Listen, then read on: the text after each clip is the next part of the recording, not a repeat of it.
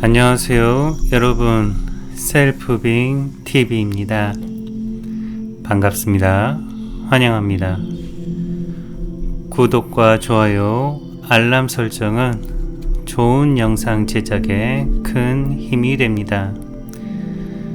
지난 시간에 이어 이번 영상은 에크하르트 톨레의 지금 이 순간을 살아라 제7장 현시되지 않은 세계로 들어가기 편입니다. 현시되지 않은 세계란 무엇일까요? 말 그대로 보이지 않는 세계 혹은 외면이 아닌 내면을 가리키는 말이겠죠. 그런데 톨레는 왜 보이지 않는 세계로 들어가라고 할까요? 그 이유는 삶이 두려움이라는 장막에서 벗어나기 위함입니다. 그럼 왜 우리 삶은 항상 두려움이라는 감정이 밑바닥에 깔려 있을까요? 우리가 오감을 통해 느끼는 보이는 세계 중 가장 가깝게 느낄 수 있는 것은 나의 외면적 형상인 육체입니다. 이런 육체를 포함한 보이는 세계는 무상하고 유한하죠. 즉, 시간에 따라 변하고 공간적으로 한계지어진 이 보이는 세계는 따라서 변함에 따른 상실과 변화에 대한 두려움이 깊게 깔려 있습니다. 궁극적으로 소멸에 대한 두려움입니다. 우리가 이런 보이는 세계와 나의 몸이 나의 전부라고 믿을 때 그 밑바닥에는 두려움과 공포가 반드시 존재합니다. 그리고 그 두려움과 공포는 계속해서 낮은 수준의 에너지장을 나의 삶을 통해서 방출하게 되고, 또한 끌어당김의 법칙에 의해서 주위의 모든 상황을, 대상을 그렇게 끌어당기게 되죠. 끝없는 생각에 시달리면서 목표 달성을 향한 결과 위주의 삶을 지향하게 됩니다. 이런 삶은 사람을 지치게 하고 부정적 감정에 휩싸이게 하며, 이 감정은 부정적 행위로 표출되기도 합니다. 그럼 이런 보이는 세계 이면에 보이지 않는 세계란 무엇이고 어떻게 접촉할까요? 보이지 않는 세계, 즉 현시되지 않은 세계는 텅 빈 공간 또는 생각이나 감정의 배경입니다. 좀 와닿지 않으시죠? 그럼 지금 여러분이 앉거나 서 있는 공간을 한번 둘러보세요. 뭐가 보이시나요? 컴퓨터, TV, 오디오, 책장, 커튼, 매트리스, 소파, 이런 것들이죠. 그럼 그것들은 어디에 있습니까? 사무실, 방 안, 여튼 어떤 공간 안에 위치하고 있습니다. 현시된 세계가 이런 물건들이라면요, 현시되지 않은 세계는 그 배경인 공간입니다. 이런 물건들은 모두 시간이 가면 변하고 낡아지고 혹은 버리기도 하죠. 그것이 무상과 유한입니다. 그러나 그 공간은 그대로 있죠. 물론 건물을 부수면 그 공간도 없죠. 하지만 그 건물은 또 어떤 공간이 있기에 건물이 있는 거지요. 의식의 확장은 이런 식으로 일어납니다. 또 다른 예를 들어보겠습니다. 지금 여러분의 귀에 들리는 소리를 들어보십시오. 어떤 소리가 들리시나요? 음악 소리, 말소리, 키보드 소리, 물 끓는 소리, 차 경적 소리 등등의 소리가 들리시죠? 그럼 이런 소리의 배경엔 무엇이 있습니까? 이 소리를 다 지우면 뭐가 남을까요? 침묵입니다. 고요함. 바로 이러한 물건들이 있게 해주는 배경이 되는 공간, 그리고 들려오는 소리의 배경이 되는 고요, 침묵이 현시되지 않은 세계입니다.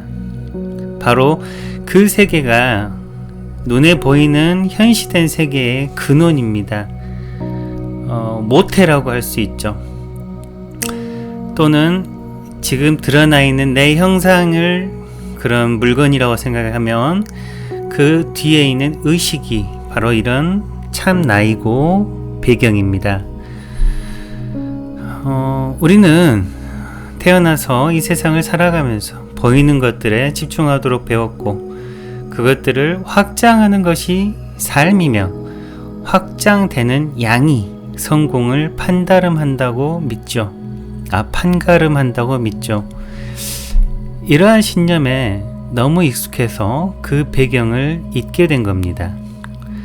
성형수술을 너무 많이 받으면 원래 얼굴을 잊어버리겠죠. 마찬가지로 이러한 신념에 너무 익숙해지면 나의 본모습이 무엇인지 잊어버립니다. 그 본모습이 우리 형상 뒤의 의식입니다. 이 의식, 배경, 침묵은 시간의 흐름에 따라 변하거나 사라지지 않습니다.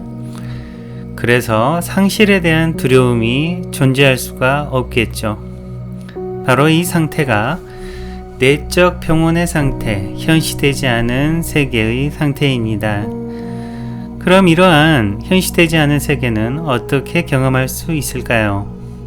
톨레는 세 가지 문을 소개합니다. 첫째는 지금 여기에 모든 의식을 집중하는 것입니다. 바꿀 수 없는 과거와 불확실한 미래에 대한 감정과 생각들이 지금 여기에 모든 의식을 집중함으로써 엷어지고 용해됩니다. 이때 그 생각과 감정이 모두 불확실하고 사실이 아닌 나의 생각, 에고의 해석임을 알게 되고, 그렇게 알게 됐을 때 그에 대한 집착도 엷어지면서 떨어지게 됩니다. 생각이 나를 놔주게 되죠. 이것이 과거가 현재의 힘에 의해 용해되는 것입니다. 그리고 우리는 이 과정에서 생각과 감정으로 가득 차있던 마음에 공간이 여백이 생김을 알아차리게 되고, 그것들이 나를 놓아주기 시작합니다. 그래서 톨레는 지금 여기에 모든 의식을 집중하는 이 첫째 문을 정문이라고 합니다. 둘째는 생각의 정지입니다. 의식적으로 호흡이나 일정한 대상에 집중하는 명상의 방법입니다. 이렇게 호흡이나 어떤 대상이라는 하나의 연속 과정에 집중하게 되면요, 생각이 어느 순간 정지하게 되고, 이때 무의식적으로 생각의 정지에 따른 틈이 생깁니다. 바로 이 틈이 현존의 순간입니다. 평온의 순간이죠. 그리고 이러한 현존의 틈은 생각의 정지가 길어질수록 더 크게 우리 일상으로 들어오게 되겠죠. 이 의식적 호흡은 우리가 아무 때나 시간을 내서 할 수 있다는 장점이 있습니다.